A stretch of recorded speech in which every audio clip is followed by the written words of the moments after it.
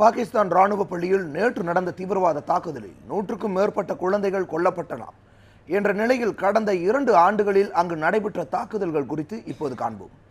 கடந்த ஆண்டு ஜனவரி மாதம் 10ஆம் தேதி குவெட்டா நகரில் நடைபெற்ற தீவிரவாத தாக்குதலில் 81 அப்பாவி பொதுமக்கள் உயிரிழந்தனர். மார்ச் மாதம் 3ஆம் தேதி கராச்சியில் நடந்த தீவிரவாத தாக்குதலில் 45 அப்பாவி பொதுமக்கள் கொல்லப்பட்டனர்.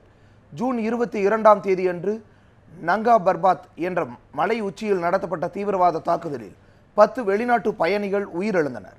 ஆகஸ்ட் 17ஆம் தேதி அன்று பாகிஸ்தானின் முக்கிய விமான படைத்தளத்திற்காக செல்லும் வழியில் நடைபெற்ற தலிபான் தாக்குதலில் 2 பாதுகாப்பு அலுவலர்களும் 9 தீவிரவாதிகளும் உயிரிழந்தனர்.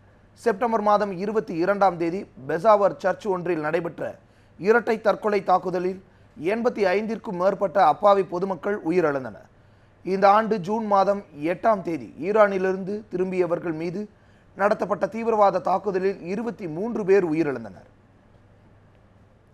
அதற்கு அடுத்த நாள் போலீசார் போன்று வேடமிட்ட தீவிரவாதிகள் பாகிஸ்தானின் முக்கிய விமானப்படை தளம் ஒன்றில் நடத்திய ராக்கெட் லான்ச்சர் தாக்குதலில் 13 அப்பாவி பொதுமக்கள் உயிரிழந்தனர்.